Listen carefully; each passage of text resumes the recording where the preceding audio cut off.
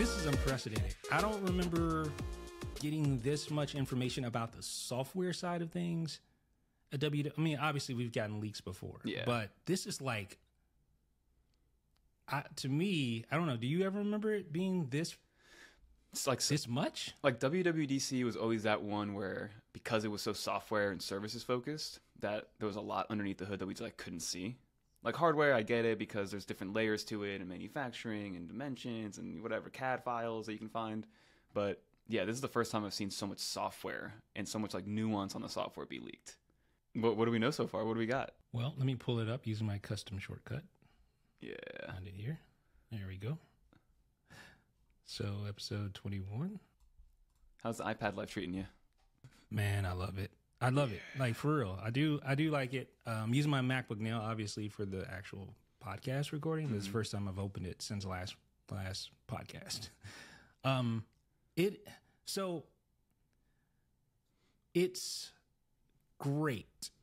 I like it a lot. It's just getting your workflow down, establishing a workflow, because on the Mac, I had a workflow. Like, bam, bam, bam, A, B, C, D. Like, you know how to move around, you know, the best practices and all that.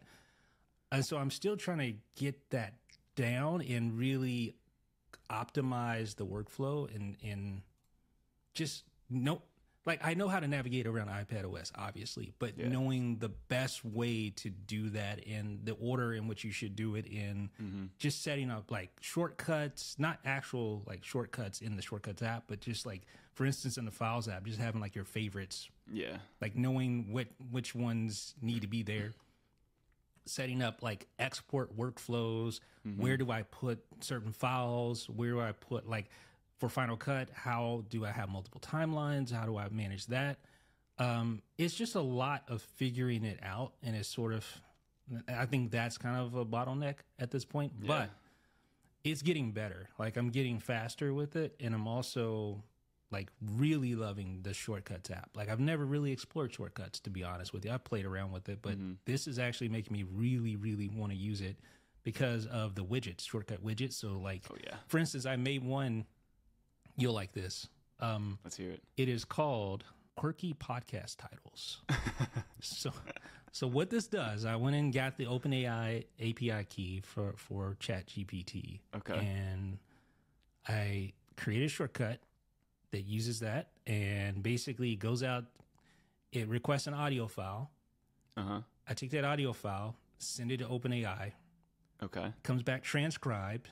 Ooh. And then I asked ChatGPT in the same shortcut to give me 10 quirky podcast titles from what we talked about, but use a direct quote from that. Ooh, that's cool. So, yeah, it's really cool. So I did that, and I'm like, just hit quirky podcast titles, link the audio from the podcast, and it spits out 10 titles that are actually really good. Like, that's wild. And it's like, here, I'll do it now. Let's see. Quirky podcast titles. I mean, that's what I always tell people when it comes to the iPad. It's like, you gotta commit to it, and you've committed. And once you commit to it, you like start to find out it's not a 1-to-1 in terms of like the path that you take to whatever you're trying to figure out and what you're trying to like solve or get done. But you can get there. It's just a way of how you're gonna maximize. Like, it took me, I'm still learning ways to like make it as efficient as possible. But like you said, like file formatting correctly, making sure, like, do you use file transfer versus AirDrop versus like the Photos app versus the Files app,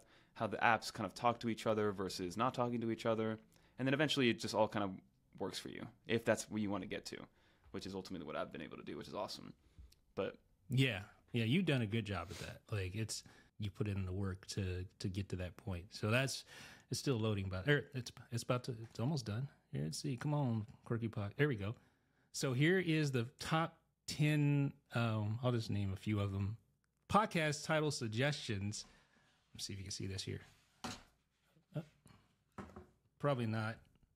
So in that little list here, here's the first one, the $100 folio fiasco. Smart folio, worth the hype. Apple nickel and diming tactics. Magic keyboard versus smart folio, a showdown. The folio debate. Why the smart folio is my must-have. Breaking down the folio madness. Tablet mode troubles. The folio solution. I mean, it's all like, I don't know why I focused on that. Maybe it just the $100 folio fiasco. That's funny. That's a good one. So I would have never thought of that. Yeah. Like that's genuinely helpful. Like, because that's one of the things I'm like racking my brain. What should I call this podcast episode? Yeah. And now I just hit that little button. Yeah, I mean, I'm excited. Like, ChatGPT is so much better than Siri. It's just crazy. Like, it's just so much better, and it's giving you relevant results. Like, it doesn't do everything. Yeah. There's things that it can't do that Siri does better. I don't know. I feel like this could be a good combination. Like, just what Apple does, because they do some things well. Siri does some things well, especially the actual presentation of your data. Yeah. Everything looks Apple clean. does a pretty good job. Yeah. Yeah. UI is pretty. And then, like, I use ChatGPT a lot, honestly, right? Like, it's the same way that you use, like, for title ideas, for thumbnail ideas, for helping me script something a little bit better, for, I guess, yeah, like, for just general content creation help. It literally helps me as an assistant, and it's wild, right? Like, I'll have one video idea that's, like, 50% complete, and it'll help me get to that 100%, right? How? Give me an example. So, I use it a lot for titles, like you said, like the quirky titles thing. I use it all the time, and the way that I'll do it is like, all right, I want to have a video talking about the iPad, but I want it to have kind of like a semi-negative connotation to it, and like I'll start getting specific with how I want it, and then it spits out like 10 different video titles and 10 different video ideas for me to just start to play with.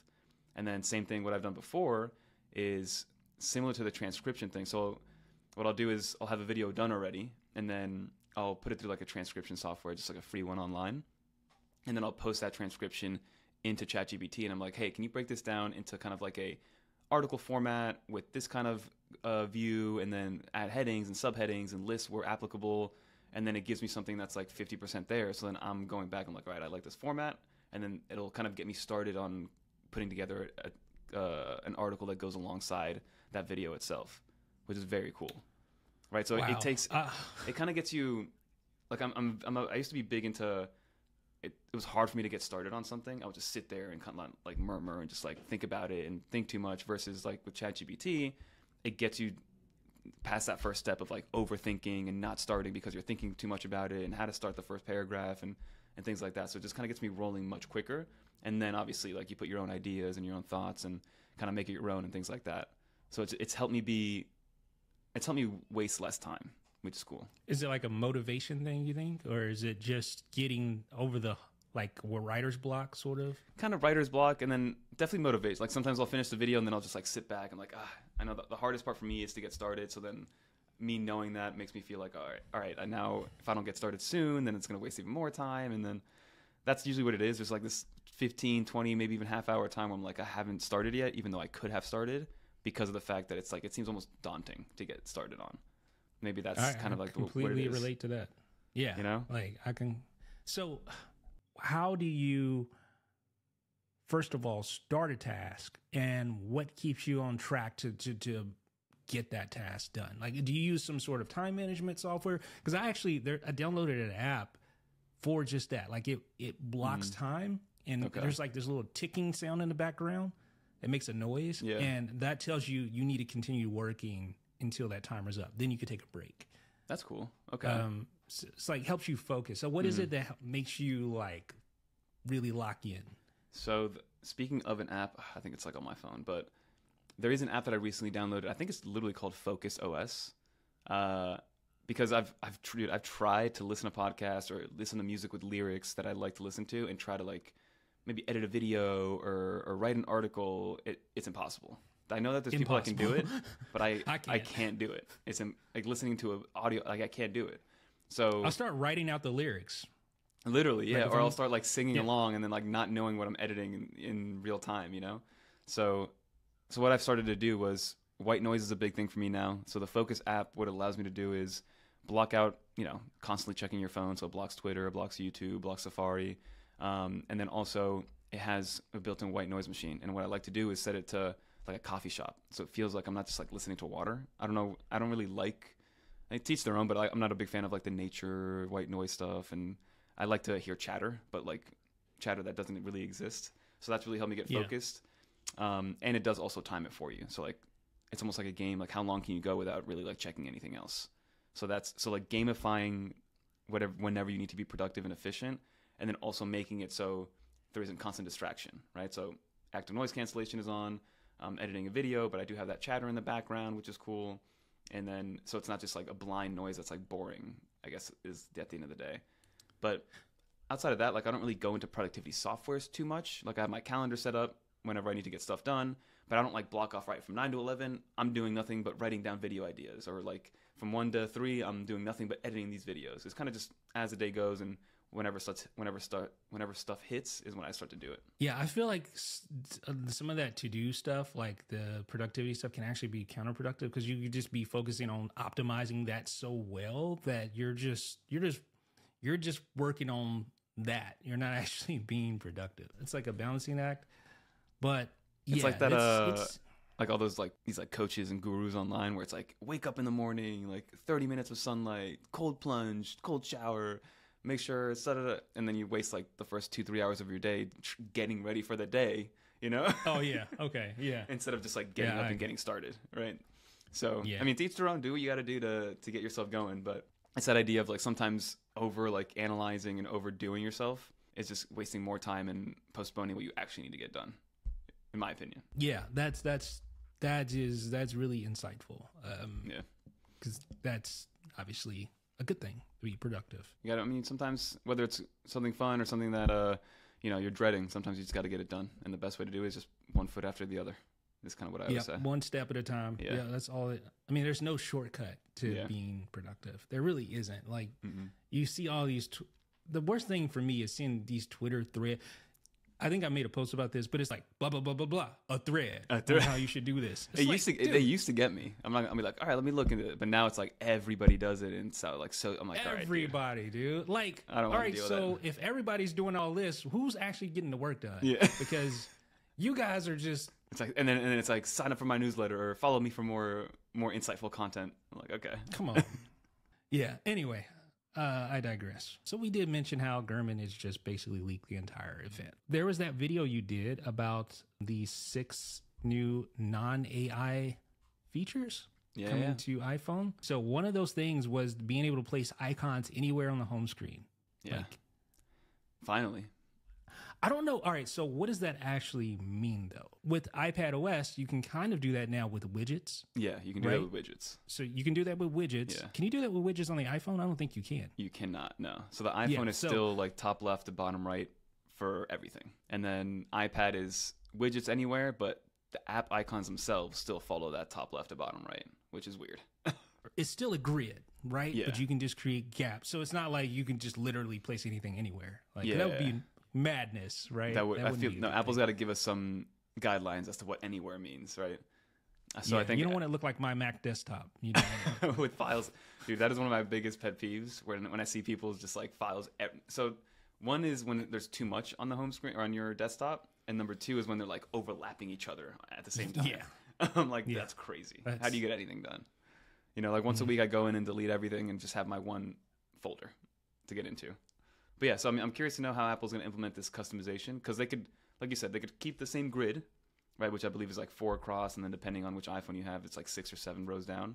But I wonder if they'll let us maybe customize it to like 5 across or 3 across or 6 across, back like the old jailbreak days where you can kind of customize how many apps can fit in your grid. Like I remember during jailbreak times, I would like put 7, 8 apps in my dock and think it was the coolest thing, especially back when you could rotate the iPhone 6S Plus. And then you'd have it all across the bottom. So let's see if Apple lets us get that deep. I don't think Apple's going to let us. I think Apple's literally just going to let us follow the same grid they have right now, but let you leave blank spaces and pretty much cannibalize that application on the App Store called I think it's called blank icons, basically. Yeah, which is like a hack, basically. Yeah. It's just like not really doing what you really want. So exactly. That would be a very good thing. I think. That is because Android's been that way for the very beginning, right? Like, I mean, they've been able to put icons. They still follow a grid, but you can put icons anywhere. It's a very adaptable grid too, I believe. Yeah. So that's cool. I do look forward to that. I think it will help. Actually, especially with the iPad. Like, I hate how the icons. Like, I want something in a certain place. I don't want it to automatically adjust. No, for sure. And So now with with how big the phones are getting, you know, the 15 Pro Max, if you had it in one hand to hit that top left app icon, that's with my thumb, that's kind of tough. So being able to kind of bring them back down and just have them just readily available without having to do the like swipe down to bring the screen down, it's gonna be nice. I'll take that. I wish there was a swipeable dock. Like I wish you could have multiple dock pages. Okay. Yeah. But I know that probably never happened. But I think that would be handy For sure. Just anyway. And then with the same app icons, supposedly we're going to be able to theme the icons, but again, I don't think it's exactly what people think it is. Like right now, you can kind of do it by creating shortcut apps, basically, and you can customize it to whatever you want it to look like. It's still a little bit weird. Like there's one little like drop down that happens every single time you click on the icon. Does that still happen or no? I think it does. I think so. It's something kind of quirky. Yeah. Just not. So if you do it like for instance, a spotlight search, it uses the old app icon. So it's like not system wide. So it's always it just doesn't feel cohesive. Mm-hmm. So I mean, something's going to happen where we can, I think, change the colors of them, maybe on a per category of app basis or something like that. So like I know that with X, there's apps right now where like if you have the premium version of the application, they let you change the colors of the app icon. Mm-hmm. Let's see what Apple actually gives us in terms of being able to theme the apps themselves. I was thinking more like a tint, maybe being able to tint the icons, not completely change them, but like just tinting them to, as kind of alludes to in this article. So that'd be cool. So let's see.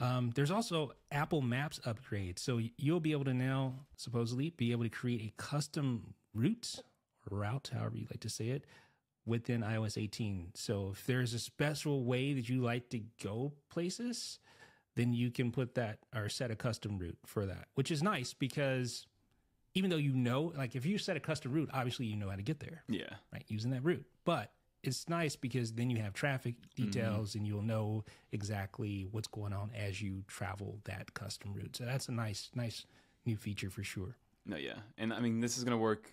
At first I was like, who really wants that? But even from my personal use case, like I live so close to New York City where there's really only like 3 ways to get in and there's a lot of traffic, but there are ways to kind of like go downtown and move around and like find different roads to kind of avoid all that traffic. So, I mean, I can find it pretty useful in terms of being able to find like other ways to get into, maybe you live in a crowded area where there's traffic in certain avenues at all times. So being able to like save a route that you personally know that would avoid that traffic is nice to have. For sure. Yeah. Are you team Apple Maps or Google Maps, by the way? Apple Maps. Really? Like, yeah, I don't know. I mean, I like using, I'm all about native apps. I don't like, if I can, I will use the native application if at all possible. I don't like really fooling with the third-party stuff as much, but I think I'm definitely team Google Maps. And I think it's because when Apple Maps first announced way back when, it was, pretty terrible. It was bad. Yeah. And I just never really went back. And now Google Maps, similar to Spotify over Apple Music, it's like Google Maps just like knows everything about me at this point with all my other places I've gone and what my most frequently visited is and how I like to, move around and stuff like that. So I just kind of stick with Apple Maps or Google Maps. But I definitely, I got to try Apple Maps, man. I got it. It's so much better than it was. Like it's good, man. It's good. I don't think you would find much of a problem switching over at all. Yeah. It's good service. There's also Control Center revamp. Do you think it needs a revamp? I do, actually. I've been thinking this for a long time. First of all, I hate the fact that you can't just drag icons within Control Center itself. Like, why can't you do that? I tried to do that for some reason the other day, and I was like, why isn't this moving? I don't know why my brain thought I could do that, and it wasn't working. You should be able to do that and add items directly from Control. Why do you have to go all the way into settings just to... Yeah, it's like 4 steps. You got to go to settings, scroll down to Control Center, and then drag them. Yeah, and then click and drag. And then to reorder them, you got to drag them around. It definitely needs a little bit of a revamp. I agree. Yeah, updated music widget, HomeKit integration improvements. Hopefully, all those things will prove to be true. Yeah, and then we also have some new text effects in iMessage, which are going to be nice. I mean, I like to use text effects, which are cool. So the more the merrier, in my opinion. I don't like text effects. I don't really use them, but I do use tapbacks, and I am extremely excited to have emoji tapbacks. Like that is something. Tapbacks are probably one of the best features that's come to smartphones, and I mean, it's definitely top 10 Top smartphone 5. like quality of life features because you don't always want to like it's a head nod. It's like Cool. What's up? Yeah. Although I do want they need to add like AWW. They need to add that as a tapback. Well, with emojis, then you got it all, right? I guess that's true. Speaking on that, you'll now be able to, according to a report from Mac Rumors, you will be able to add animations to individual words within a message. So it's not just like a global text effect that affects the entire screen or entire content, but it's just say that 5 times fast. Maybe, text effects. I know, right? So like maybe fireworks on a specific word. That's cool. That sounds really cool. Yeah. So I mean and then I think we're getting a redesign to the settings application a little bit, which would be nice. I think like smarter search inside of settings is going to be beautiful. One of the biggest things that I search in settings, which I guess we also got a report that we're going to get a dedicated password application, which is going to be awesome. Thank goodness. But that was the number one thing that I would search to like get into my password iCloud keychain to like look up a password. But just smarter search inside of the application is going to be better because, you know, to get it, like something like an accessibility setting or to turn off notifications or to like change your privacy settings, you got to go deep in there. Right. So being able to just quickly search that and have smarter search is going to be great. I mean, we've been wanting this for years. iCloud Keychain is good. It's good enough to be like, it has the core features like security code support and stuff like that. But it's always been difficult to get into. Yeah. And managing it is a nightmare and like having to change stuff. So hopefully again, I mean, you hate to say it, but LastPass and like 1Password and all those things, it's gonna be tough. Once Apple makes their own password app, that's gonna be tough. I'm there for it, man. Me too. I'm tired of juggling too because I use 1Password and I use iCloud Keychain. I've tried to. I've been too lazy. Really, I really just need to take a day and just pull everything out of 1Password and put it in the Keychain. But there's still things that Keychain doesn't really support well, like license keys and stuff like that for software, notes, secure notes and stuff like that. So I don't know. Hopefully they flesh it out with more support for different types of security-based content. Yeah, like don't give me some water. Like I could also see Apple giving us the most bare bones version of a password application, right? Because that's just Apple, like the Journals app, bare bones, the Sports app, bare bones, right? They have it, but they can't really do much with them. So I'm hoping Apple does get a little bit more intricate in terms of like the features and the possibilities in the password app, just to support as much as possible and make it your one-stop solution for password management. There's a lot on the horizon with, I'm just going through all this stuff. We talked about emoji tapbacks. We talked about the passwords app. There's also just AI in general. This is probably going to touch most, if not all, the applications within iOS. Yeah. Like the AI, for instance, with Mail, you'll be able to create rich auto replies to conversations. It will categorize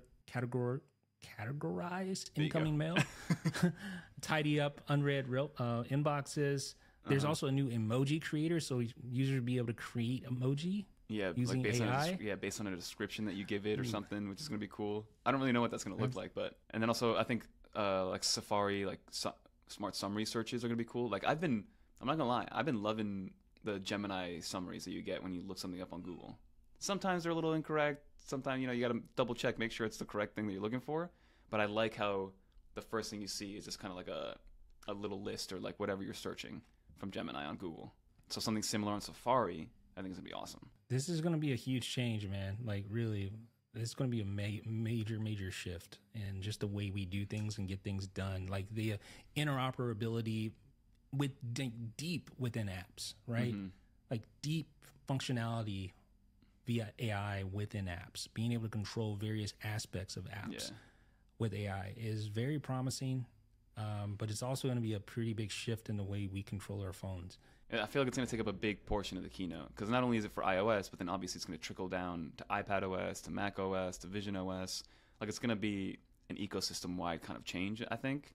And Apple's going to have to roll it out in a way that isn't overwhelming and doesn't kind of like turn you off by that fact. Some people are turned off by AI. Like some people just like don't really want to deal with it. Some people think it's like the .com boom or the NFT boom or whatever, you know, where it's like something will stick eventually, but there's a lot out there where the buzzword is just crazy right now.